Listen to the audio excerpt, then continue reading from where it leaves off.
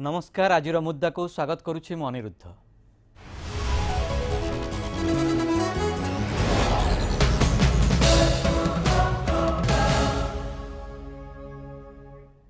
जन्म हेले मृत्यु ध्रुव सत्य किंतु बेले बेले मनीषर कर्म ताको मृत्यु पर भी चिर स्मरणीय करी रखे। एही तालिकारे जोड़ी हो जाइछि आउ गोटिए ना जानकी वल्लभ पट्टनायक। ओडिशा को स्थिर सरकार देवा, लोकसभा रे प्रथम पदार्पण रे केंद्र मंत्री हेबा, साहित्य सांबादिकता और राजनीति रे दक्षता प्रतिपादन करी से व्यक्तित्वर नियारा उदाहरण सृष्टि करी जाइछन्ति।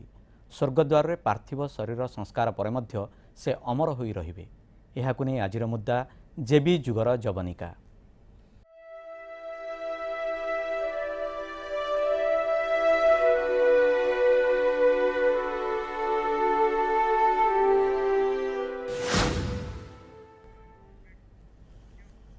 एक जुगर हेला अवसान। तीन थर ओडिशार मुख्यमंत्री, दुई थर केन्द्रमंत्री, असमय राज्य कांग्रेस मंगल दायित्व। यह सहित निरवच्छिन्न भावे साहित्य, संस्कृति, कला और सांबादिकता क्षेत्र में साधना। जड़े व्यक्ति एकाधिक्रमे एते सबु क्षेत्र में पारदर्शिता लाभ करने एवं ताकू निज जीवन में बजाय रखा काठिकर पाठ। मात्र स्वर्गत जानकी वल्लभ पट्टनायक तांको 89 वर्षर प्रासंगिक जीवन मध्य एसबू संभव करिपारिथिले। संगठन हेउ कि साहित्य, संस्कृति हेउ कि सांबादिकता, राजनीतिर गोटीचालन हेउ कि विफलतार स्वाद चाखी पुणी क्षमता को फेरिबा, ए सबुथिरे थिले से धुरीण। रामेश्वर गाँवर एक साधारण शिक्षक परिवार जन्म होई मध्य से केंद्र मंत्री, ओडिशार नेतृत्व एवं आसामर राज्यपाल जाए सबुठारे तांकर बुद्धिमता, ज्ञान और पारदर्शितार स्वाक्षर छाड़ी जाइथिले। असीम धैर्य और अगाध ज्ञान तांको जीवनर जटिलरू जटिलतम स्थिति स्थितप्रज्ञ होई रही नीरव साधक भावे कार्य करने को सहायक होता। तेबे ओडिशार प्रगति, साहित्य, संस्कृति, सांबादिकता और ओडिया अस्मितार विकास दिगरे तांकर भूमिका किपरि थिला तार रोमंथन करिबा आजिर मुद्दारे रहिबो एक प्रयास। ए संपर्क में आलोचना करने वर्तमान आम सहित स्टूडियो उपस्थित अच्छा पूर्वतन मुख्य शासन सचिव, स्तंभकार तथा साहित्यिक श्रीयुक्त सहदेव साहू एवं शिल्प विशेषज्ञ भवानी पाणी। मु उभयों के कार्यक्रम को स्वागत करुच्ची। प्रथमे मु आरंभ करी श्रीयुक्त साहू ठारू।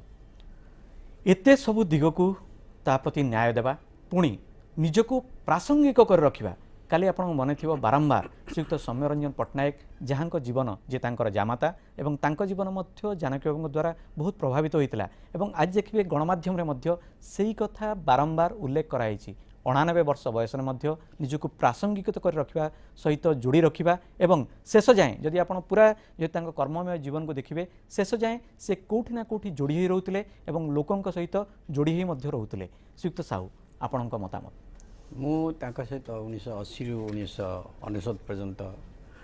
काम प्राय पाखापाखि थी। जदिओ केते गुड़े पदपदवी अति निकट नथिला किंतु तांका गोटे विरल गुण थिला। विरल गुण है गोटे जड़े साहित्यिक और नरम लोक हुए से राजनीति कठोर नीति नहीं पारे किंतु से तार उल्टा थे। साहित्यिक होगी गोटे राजनीतिज्ञ हवा एवं मुख्यमंत्री हवा एवं साहित्यिक नरम भाव द्वारा प्रभावित न हो काम करवा यहाँ देखा जाता। एवं से जो समय थे मुख्यमंत्री जो 3टा वर्ष था विरोध में बहुत लोग थे भी से चली नहीं पार्थे। से देखिए 1980 रु 1990 पुणी 95 रु 1999 ओडिशा राज्यर अर्थनैतिक स्थिति बहुत खराब थिला। केवल ओडिशा नहीं सब राज्य सेमती थिला।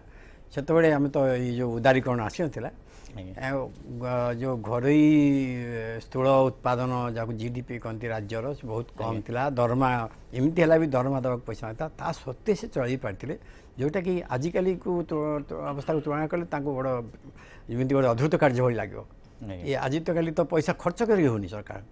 तो पैसा से पैसा दरमा देवाक तथापि से कम करते कारण दरमा नथिला बेले तो जानते दरमा दे न जाए लोके तो कम करेंगे पुणी पैसा तो बढ़ुनी तो योजना कम केमती हम इंडस्ट्री केमती हम ता सत्वे से करते। एवं एबे जो सब इंडस्ट्री चली जहाँ होते भी आसूला जेहेतु पैसा अभाव थी अन्य केत कारण आगेला नहीं किंतु यही माने सब से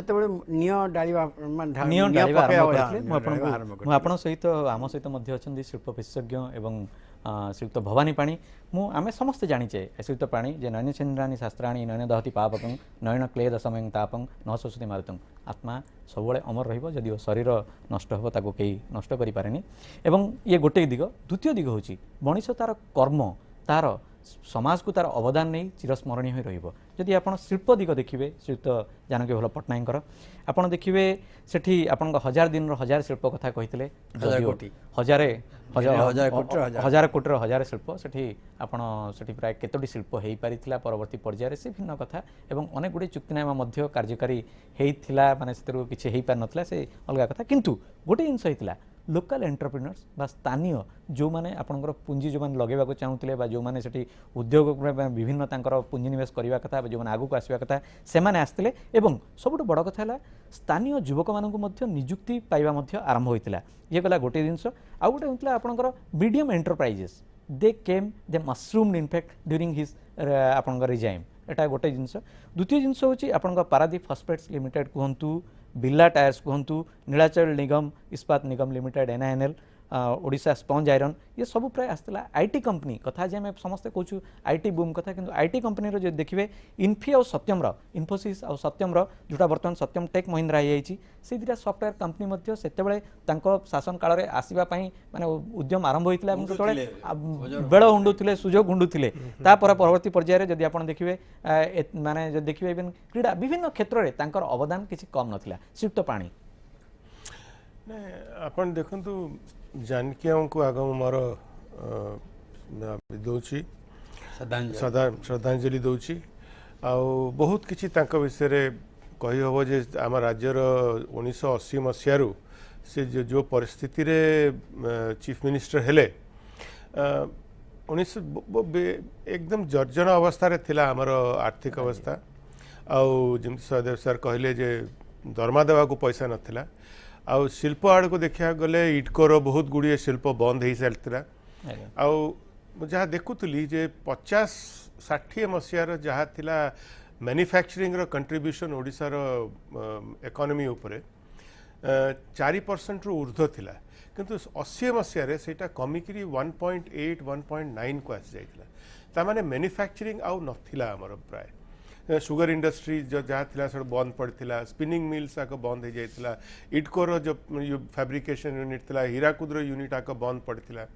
तो बहुत खराब अवस्था थिला आउ नेशनल सीन रे इंडस्ट्री देखा गले ओडिशार कौन जगह कोटे ना भी नथिला कई भाबु नथिले जे ओडिशार इंडस्ट्री हो पारिबो सही समय प्रथम है मत मन पड़ुची 1981 मसीह आम नालकोर शिलान्यास कलु दामनजोड़ी रे जानकी बाबू इंदिरा गांधी को आम प्रणब मुखर्जी को आउ फ्रांस रो industry and foreign development minister को फ्रांस रो एम्बेसडर को सेमान को समस्त को टाणी आनिकी दामनजोड़ी नहीं करी शिलान्यासटा कले प्रथम थर गोटे ओडिशार पूरा राष्ट्रीय परिप्रेक्ष्य बाहरला जहाँ गोटे बड़ इंडस्ट्री भल इंडस्ट्री आसुची सेठू आरंभ करला परे जो 1982 मसीह 1000 इंडस्ट्री 1000 देखे सेटा है आमर रिवाइवल ऑफ एमएसएमई स्टेट रे एग्जैक्टली सी जो रिवाइवलटा है बहुत लोग पर कहले जे 100,000 इंडस्ट्री कही गला बेलू 1000 इंडस्ट्री हेलानी तापर 1000 इंडस्ट्री स्टार्ट करके एते कोटी टंका सरकार रो खर्च है किंतु सबू बुड़ी गला मु कहबी सेटा गोटे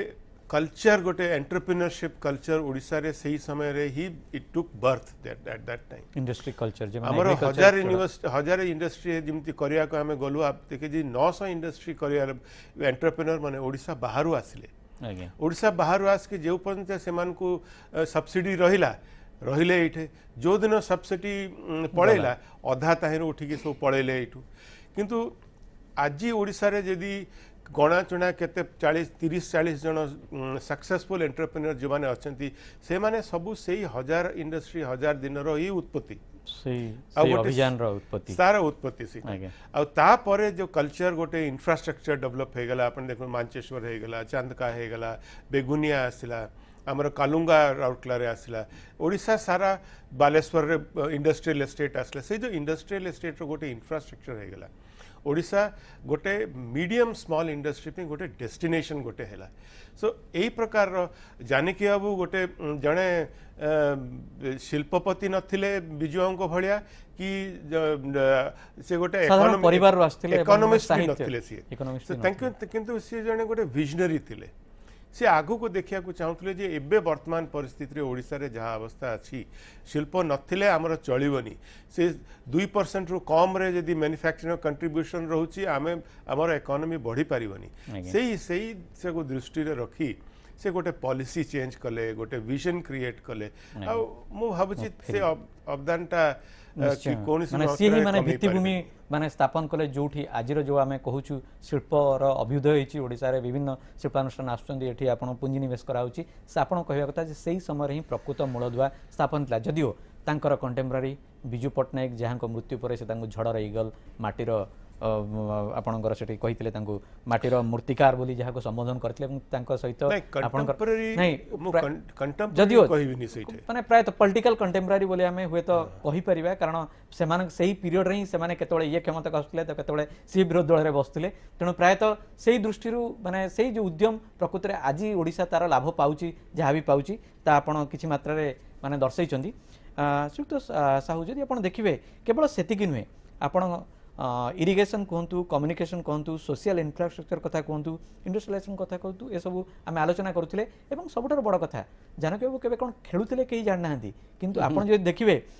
14टी स्पोर्ट्स हॉस्टेल तांको समय रही Kalinga stadium indoor stadium even शिल्प आपण ओडिसा रे जे पिला खेली पारिबे खेल पड़िया थिबो खेल प्रिय थिले एवं आमर मन अछि माने सेही समय रे आमे पिला हेतु जो माने जोटी जा दाबी होतला होय तो गृह रे जा होतला आमर माने सेतोळे आली डेज जर्नलिज्म करियर जेतो तांको टाइम रे जा दाबी हला तो गुडा स्टेडियम पई आपण को प्रपोजल प्राय पास होतला सेतोळे पिला मध्ये विभिन्न अंचल रो जो पिला माने आज प्राय जो देखिबे छोट छोट स्टेडियम अंचल जो पिला आज खेलुचंदी जा इवन नेशनल लेवल ले भी पिला आमर महिला क्रिकेटर माने भी बाहरचंदी से स्टेडियम सब रो प्राय भित्तिप्रस्तर सेही समय रे ही प्राय हितला कोन कहिबे आपण नहीं खेल तो सांस्कृतिक मनोभावपूर्ण लोक थे तो तेणु खेल ता गोटे अंग है इंडस्ट्री विषय आउ गोटे कहि जो इपिकल देखुं ये सब तांको समय गजुरी से गोटे गवर्नमेंट जरिया इंडस्ट्री प्रोत्साहन देवा बड़ा कष्ट हो तेणु अनुष्ठान गोटे करदियो निगम गोटे या बेले बेले आम खराब कौ काना यार छड़ विरुद्ध भावुँ से इपिकल विरुद्ध भावुँ ता सत्वे से नथिले ये त्वरान्वित हो न से इंडस्ट्री से ओएसएफसी ये सब बेसी काम कला सबुठ बड़ कथा हूँ 1980 पूर्व आम जमी गोटे कृषि प्रधान राज्य होती इंडस्ट्री सुराक न से सुराक आरंभ कले आप शुणी थे कि मन रखी थे से एग्रीकल्चर इंडस्ट्री डिक्लेयर करते कैबिनेट आगे देलानी माने तार एग्रीकल्चर इंडस्ट्री करें तार जो अनिश्चितता अच्छी जो इनसिक्यूरिटी अच्छी दूर करा पड़ो जोटा एवं कर एग्रीकल्चर लोन ने प्रायोरिटी सेक्टर 2% 1% देवे हो भाइबल हो जाए कर पैसा ना सी कौन कले बिजुड़ी को घरोकरण कले ये आगु तो नाला युवा सब नुआ नुआ पदक्षेप ये सब इंडस्ट्री बढ़ेबार गोटे सहायक हुए जदिव समय प्राइवेट एत जोर आसी ना कि प्रथम हूँ ओडिशा जे कि विद्युत शक्तिर ये घरोकरण कला समय आउ गोटे सबुठ बड़ कथा हूँ से जोटा भावुले यहाँ करी बोली अन्य मैंने ऑब्जेक्शन कले भी से आगे नथिले कारण एक कंट्रोल थिला ताका दल उपे से ताको जिमिते कार्यकारी करी नै गोटे कथा मध्ये हम सुनिछु जेतो आपण मुख्य शासन सचिव मध्ये को माने माने ब्यूरोक्रेट आपण सारा आपण जीवन आपण से समय रही गोटे कथा कहउतला जे वर्तमान ओडिया को वर्तमान सरकारी भाषा कथा कहउछु ओडिया सरकारी भाषा कहउतले ओडिया ओडिया रे फाइल न आस्तले कोडे फेरि ओडिया रे कोन से आगु नवकृष्ण जदि करथिले ओडिया भाषा करा जाउ कि काम रे करथिले से एकमात्र मुख्यमंत्री जे ओडिया दस्तखत करी पठौथिले एवं थरे ऑर्डर कले आदेश देले जे ओडिया रे फाइल न आसले देबी नै करबी नै किंतु प्रबल चाप पड़ा केवल ऑफिसर मंत्रिमंडल भी प्रबल चाप पड़ा आम आम से जो कथबार्ता बड़ी से कहती जी ओडिया तुम देखिपार ओडिया इंग्लीश शब्द ओडिया लिखुना एमती भी कही चालू हाँ आडमिनिस्ट्रेशन लिखुना तुम इंग्लीश है नहीं चाहिए कि से जोटा चालू कर लोक से जो थिला अपन देखिए मंत्री माने जो कहती लिखिदिए तांको जे लिखि देउन ता नुहे किंतु से जो स्पीच देते पढ़ुले एकमात्र मंत्री जो कि से निजे संशोधन करते निजे ताते जोड़ुले एवं से पूरा अन्य माने कौन हुए ଆଉ ମୁଣ୍ଡ ଖେଳାନ୍ତି ମିଟିଂ ପୂର୍ବରୁ ପଢ଼ି ଦିଅନ୍ତି। ଆଜ୍ଞା ଇଏ ଯେହେତୁ ପଢ଼ିଛନ୍ତି ତାକୁ ନ ଦେଖିଲେ କହିପାରିବେ, ଦେଖିଲେ ବି କହିପାରିବେ।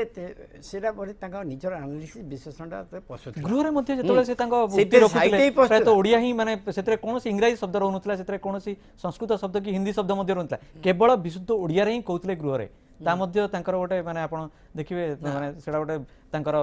ନିଛକ ମାନେ ଏମିତି ଓଡ଼ିଆ ପ୍ରୀତି ଯୋଉଟା ତାର ଗୋଟେ ଆଉ ଗୋଟେ ନିଦର୍ଶନ ଥିଲା ବୋଲି ଆପଣ କହିବେ। ନାଇଁ ଆଉ ଗୋଟେ କଥା ହେଉଛି ଅନ୍ୟମାନେ ତ ପଢ଼ନ୍ତି କାଟିକି ଯେଉଁ ନ୍ୟୁଜ୍ ପେପର୍ ଦିଆଯାଏ ପଢ଼ନ୍ତି, ଇଏ ନିଜେ ପଢ଼ୁଥିଲେ, ବହି ପାଇଲେ ପଢ଼ୁଥିଲେ। ତେଣୁ ଆପଣ ଦେଖିବେ ଯେମିତି ଯାହାକୁ କହନ୍ତି ନା ଯଦି ଅଙ୍କଲ ଟମ୍ସ କାହିଁକି ପଢ଼ିକି ସିଲେବସ୍ ଉଠେଇଦେଲେ, ଆଜ୍ଞା ଇଏ ସେ ବହି ପଢ଼ିଲେ ନିଜ ଆଇଡ଼ିଆ ଆଣୁଥିଲେ। ଏବେ ଅନ୍ୟମାନେ ଧରନ୍ତୁ ଯେଉଁମାନେ ସାହିତ୍ୟିକ ହେଲେ ବି ସେ ପିଆର ଯାହା ପଠେଇବ ସେହା ପଢ଼ୁଛନ୍ତି, ଆଉ ଜଣେ ବାଛି ଦେଉଛି ପଢ଼ୁଛନ୍ତି। ଆଜ୍ଞା ତେଣୁ ତାଙ୍କ ସ୍ପିଚ୍ରେ ଅରିଜିନାଲିଟି ମିଳେ। ଥରେ ଶାରଳା ସାହିତ୍ୟ ସଂସଦରେ ସେ ଶାରଳା ଦାସଙ୍କ ଉପରେ କହୁଥିଲେ। ଆଜ୍ଞା ଶାରଳା ଦାସ ନିଜକୁ ବଡ଼ ନ୍ୟୁନ କରିକି ଦାସ ଏମିତି ସବୁ କହିଛନ୍ତି। ଆଜ୍ଞା ସବୁ ସେ କହିସାରିଲା ପରେ କହିଲେ କେହି ଲକ୍ଷ୍ୟ କରିଛନ୍ତି ଆପଣମାନେ, ସେ କହିଥିଲେ ମୁଁ ଆଉ ଥରେ ଜନ୍ମ ହେବି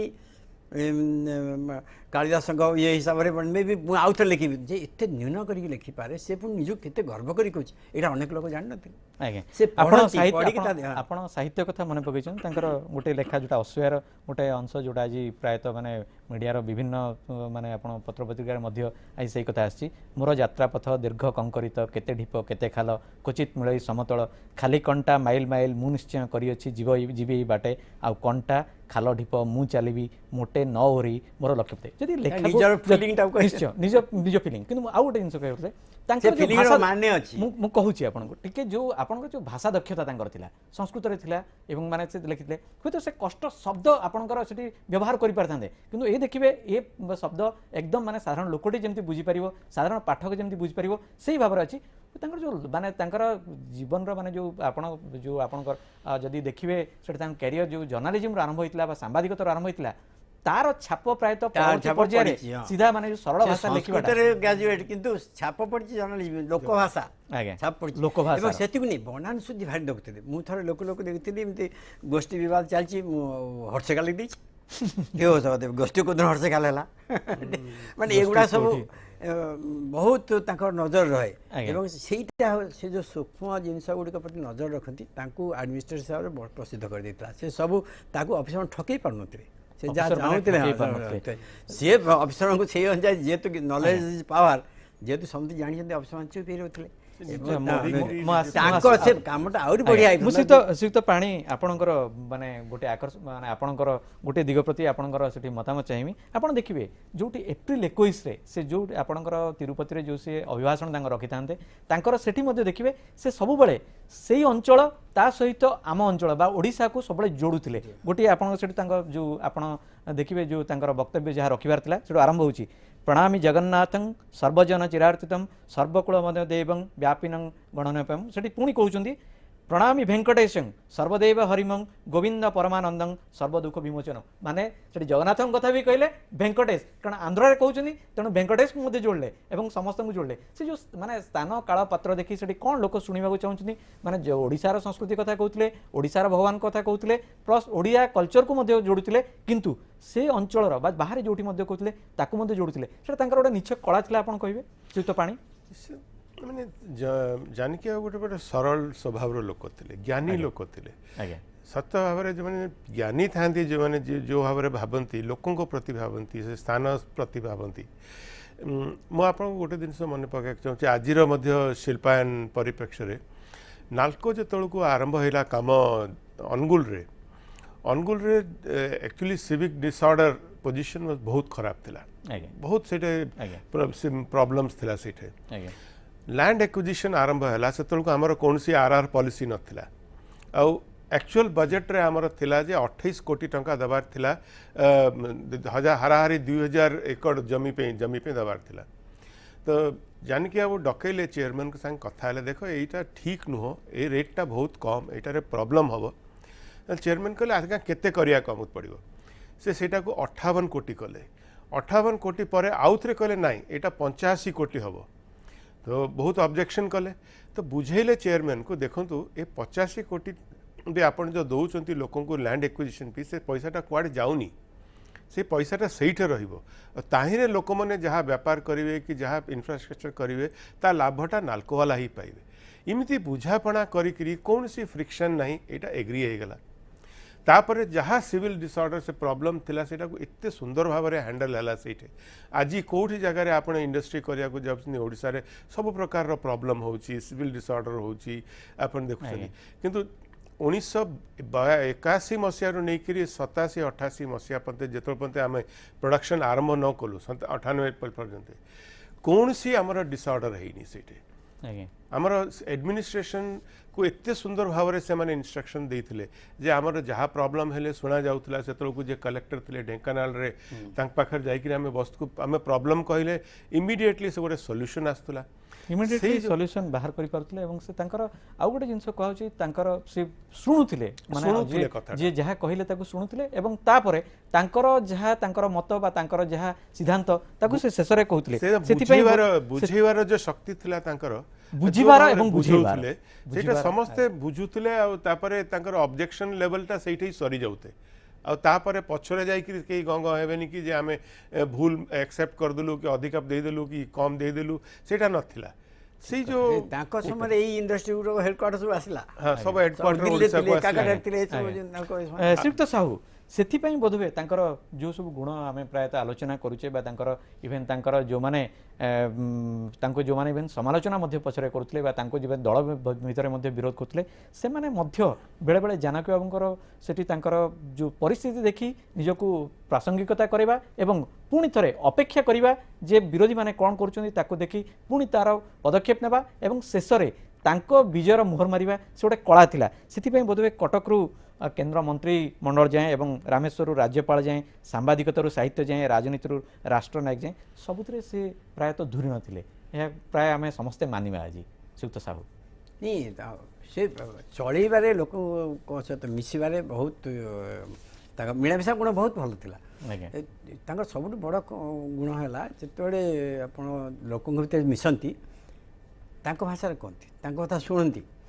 फल से समाधान क्या सहज हो जाए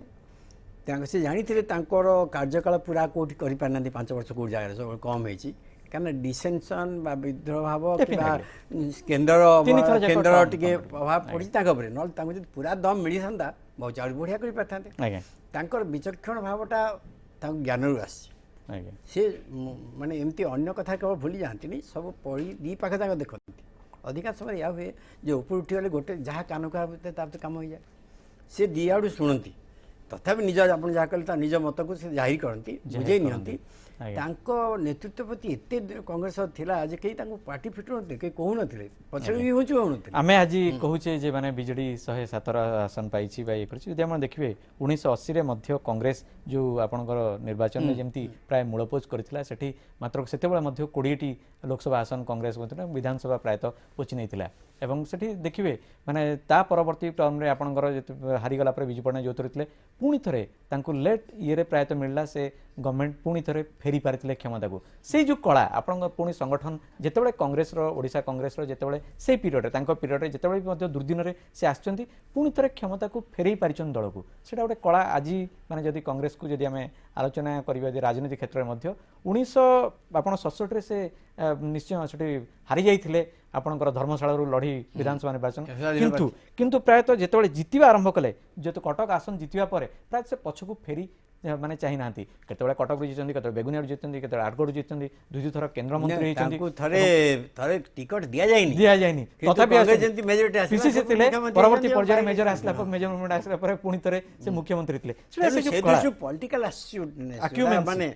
जोटा राजनीतिक विज्ञता विचक्षणता जमी बहुत क्वचित देखा जाए से आपड़ कहे खाली से कौन चाणक्य फाणक्य बुझेबन से बुझे चाणक्य तो डिप्लोमेसी अर्थ से विचक्षणता लोक नहीं मन रखा गोटे गोष्ठी को गोटे गोठ को संभाली रखा से हड कि मैनेज कराए जहाँ बोधे अन्य प्रकार ना तेणु से दृष्टि से जहाँ कम कर केवल गोटे अंतर आया संपद कम था राजनीति एति पैसा था आउ गोटे जिनस से जाए ओडिशा रे प्रायतः स्थिर सरकार नथिला 1980 पूर्व प्रायतः 5 वर्ष कौन सी माने आपण से बोधे अष्टम कि नवम माने मुख्यमंत्री थिले सेही जाए प्रायतः कई 5 वर्ष बा गोटे निर्दिष्ट टर्म कई पूरा कंप्लीट टर्म कई पूर्ण करि पार नथिले स्थिर सरकार ओडिसा रे जो कहूचे आमे जे माने वर्तमान सरकार प्राय 4टी टर्म माने प्राय चलची एवं से निरवच्छिन्न भाव प्राय नहीं तांको समय प्रथम थर 85 पूरा स्थिर स्थिर तापर 5 वर्ष कंप्लीट कर पान दिन जाको नहीं कंप्लीट करना दिलो तांको दल तथा भी आसीचंती आज्ञा। कारण कांग्रेस हाईकमांड सब बुझिले आंको छड़ा बोधे चलिबनी आंको नआले कांग्रेस चलि पारिबनी पुलिस फिरि आछंदी तेनु तांको जो सामान्य व्यतिक्रम घटची बोधे जहाँ कहती ऊपर याडू सियाडू कथबार्ता जाइए किंतु तांको विचक्षण एत से पुणी फेरी आसछंती तांको जेमिति से न रहिले ओडिसा रे कांग्रेस शासन भल हबनी ए धारणा केंद्र सबले रहिथिला तेनु आस्थिले ये जो आभावारे से निजको चलिथिले से आभार अन्य जने मुख्यमंत्री चली पारिबनी चली पारिबनी जेबी जुगर अवसान जवनिका ताहा आमे आलोचना करुछे आजिर मुद्दारे जेबींकर तांकर विभिन्न दिग प्रति तांक व्यक्तित्वर अन्यान्य दिग प्रति मध्य करिबा आमे ता विषय मध्य रोमंथन करिबा तांकर कार्यधारा से किपरि कार्य करुथिले तांक विभिन्न प्रतिभा कोन थिला अन्य दिग मध्य आलोचना करिबा तेबे वर्तमान नबा एक ब्रेक।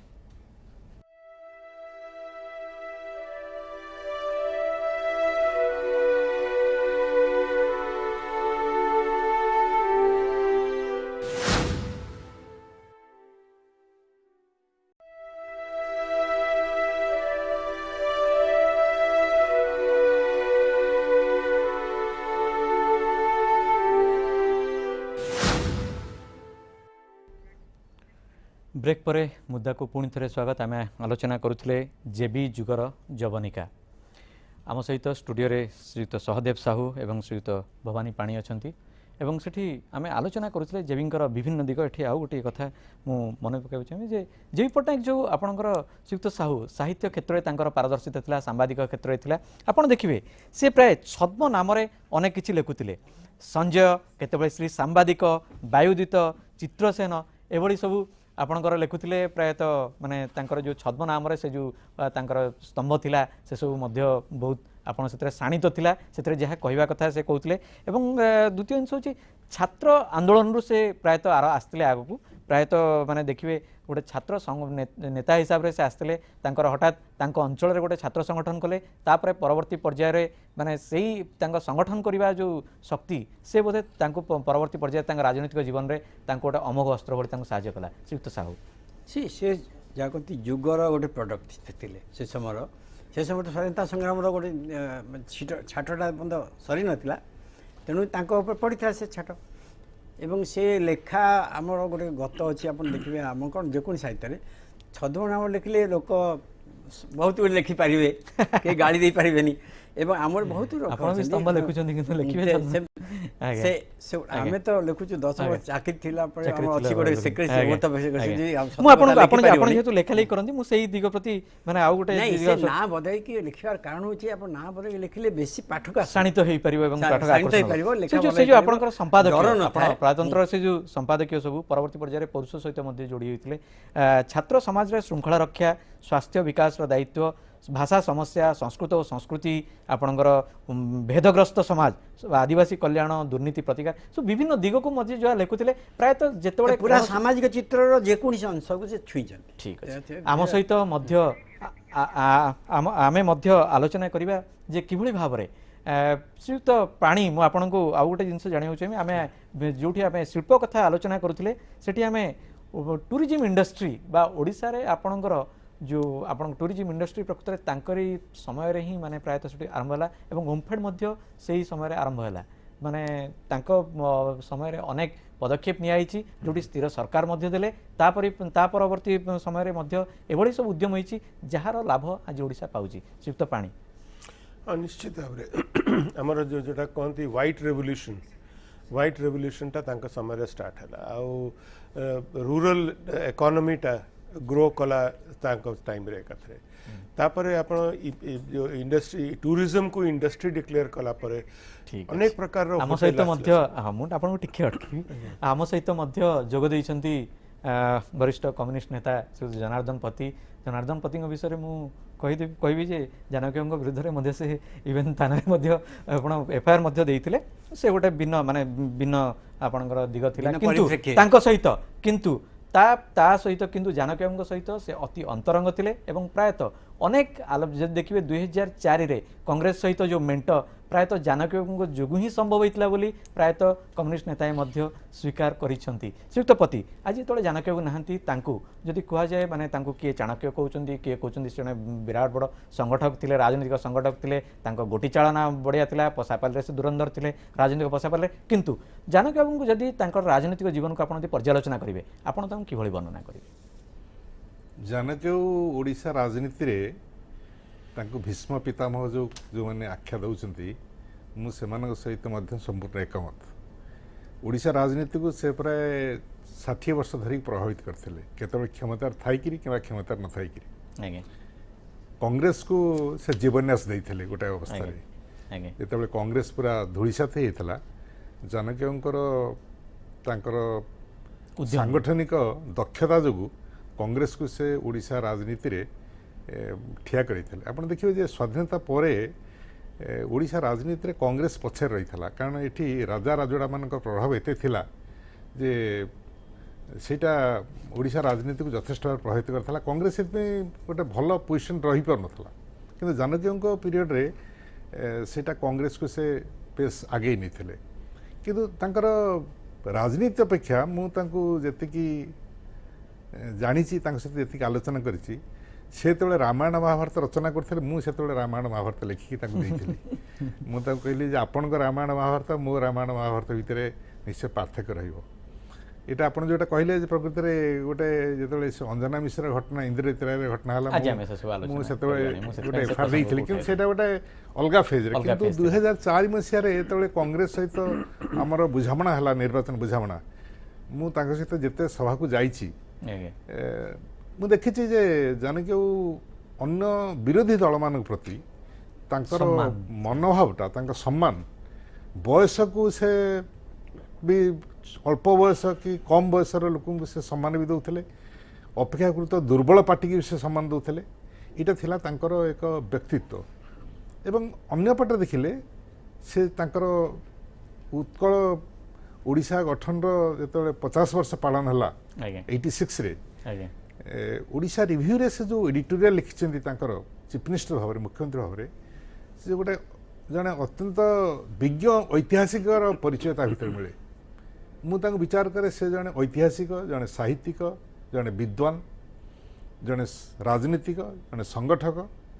ଏବଂ ସର୍ବୋପରି ସଂସ୍କୃତ ସାହିତ୍ୟରେ ସେ ଜଣେ ବିଶାରଦ ଥିଲେ। ମୁଁ ଆପଣଙ୍କୁ ମଧ୍ୟ ମନେ ପକାଇଥିଲି ଯେ 2009ରେ ଯେତେବେଳେ ଆପଣଙ୍କର ମାନେ ବର୍ତ୍ତମାନର ଶାସକ ଦଳ ସହିତ ଯେତେବେଳେ ନିର୍ବାଚନୀ ମେଣ୍ଟ ହେଲା, ସେତେବେଳେ ଆପଣ ମଧ୍ୟ କହିଥିଲେ ଯଦି ବର୍ତ୍ତମାନ ଯିଏ 2004ରେ ନେତୃତ୍ୱ ନେଉଥିଲେ ପିସିର ଯଦି ସେ ଥାନ୍ତେ ହୁଏତ ମଧ୍ୟ ମେଣ୍ଟ ହୋଇପାରିଥାନ୍ତା କଂଗ୍ରେସ ସହ। ଏହା ମଧ୍ୟ ଆପଣ ସେତେବେଳେ ଆପଣଙ୍କର ଦଳର ବରିଷ୍ଠ ନେତାମାନେ ମଧ୍ୟ ସେଇ କଥା କହିଥିଲେ, ସେଟା ମଧ୍ୟ ସ୍ୱୀକାର କରିବାକୁ ପଡ଼ିବ। ମୁଁ ଯାହା ଦେଖିଛି ଜାନକୀଙ୍କୁ ଅତି ନିକଟରୁ ଦେଖିଛି। ସେ ବିରୋଧୀ ଦଳ ନେତା ହିସାବରେ ଯେତେବେଳେ ସେ ଗଲେ ସେତେବେଳେ ତାଙ୍କ ସହିତ ଆମର ଅତ୍ୟନ୍ତ ଘନିଷ୍ଠ ସମ୍ପର୍କ ଥିଲା।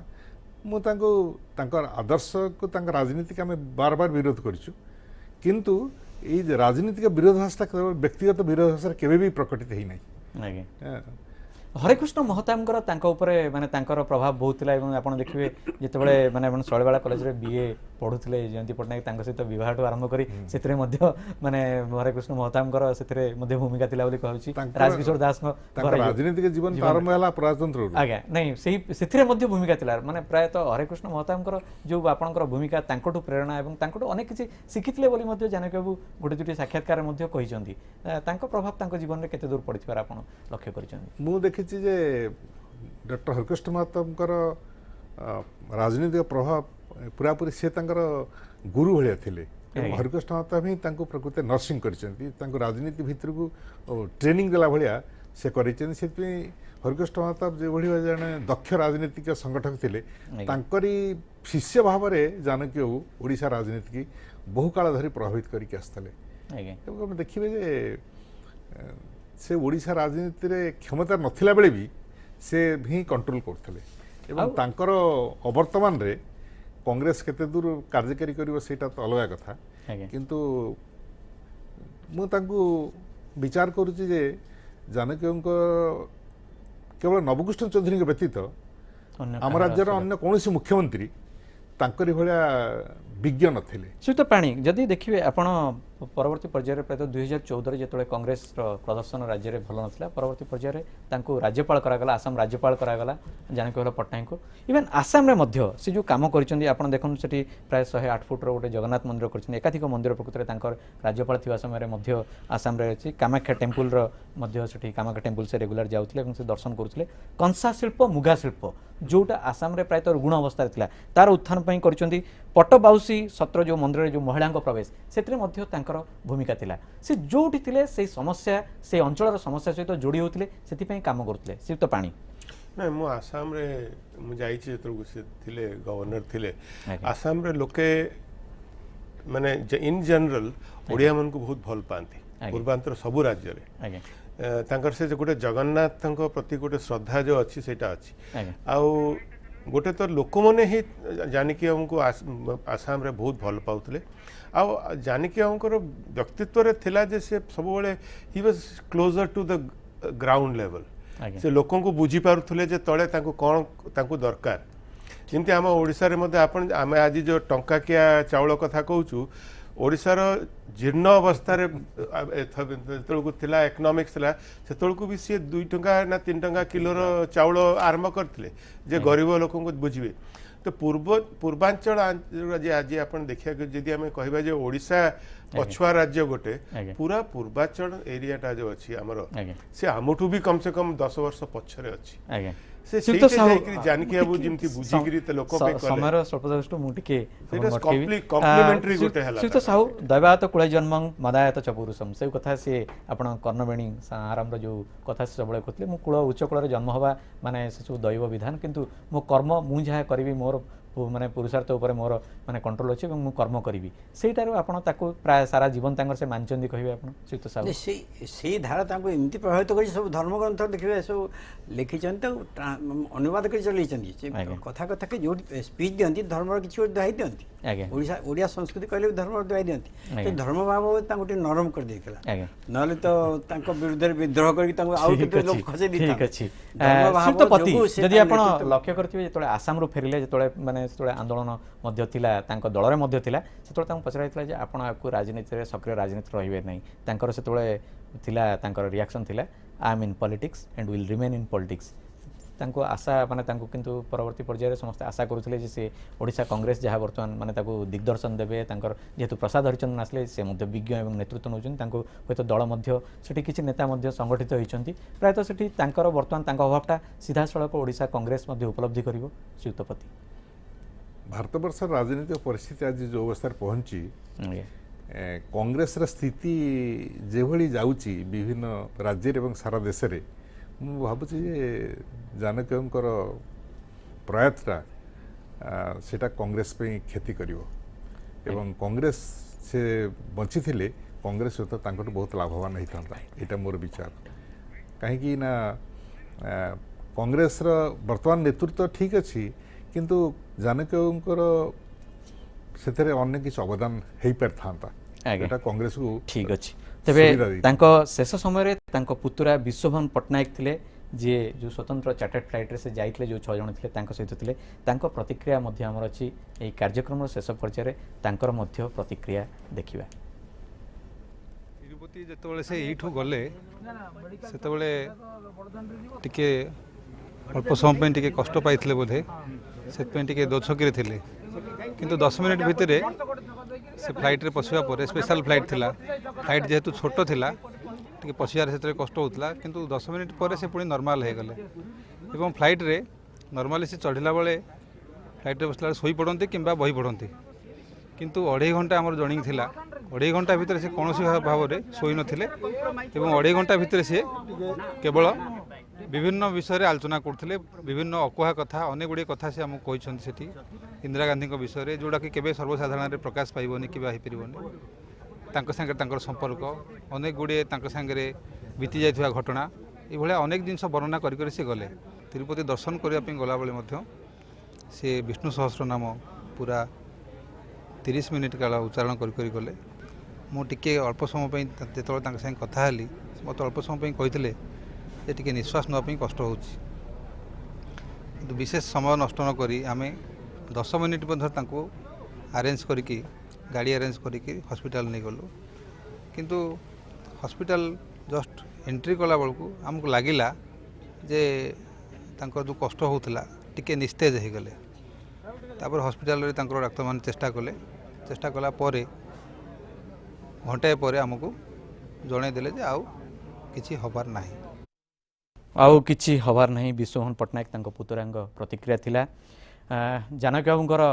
ସେଇ ସିନ୍ଧୁ ଉପତ୍ୟକାର ଯେଉଁ ଅଂଶ ଗୋଟେ ମୁଁ ସେଠି ପୁଣି ଆପଣମାନଙ୍କ ବିଷୟରେ ପୁଣି ଥରେ ମନେ ପକାଇଦେବି।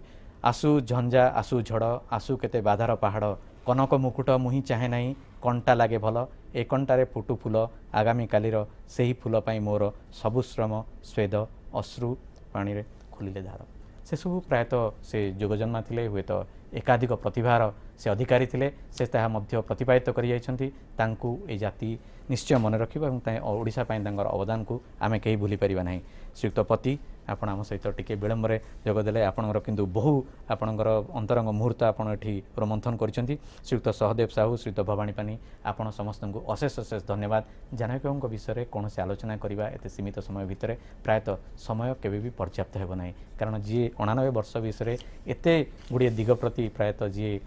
ସମାନ ଭାବରେ ତାକୁ ନ୍ୟାୟ ଦେଇଛନ୍ତି ତାଙ୍କ ପ୍ରତି କମ୍ ସମୟ ଭିତରେ ତାଙ୍କର ପ୍ରତିଭା ତାଙ୍କର ବ୍ୟକ୍ତିତ୍ୱକୁ ଆଲୋଚନା କରିବା ସମ୍ଭବ ନୁହେଁ। ତେବେ ତାଙ୍କ ପ୍ରତି ଶ୍ରଦ୍ଧାଞ୍ଜଳି ଜଣାଇ ଆଜିର ଏହି କାର୍ଯ୍ୟକ୍ରମକୁ ଏଇଠି ରଖିବା। ନମସ୍କାର।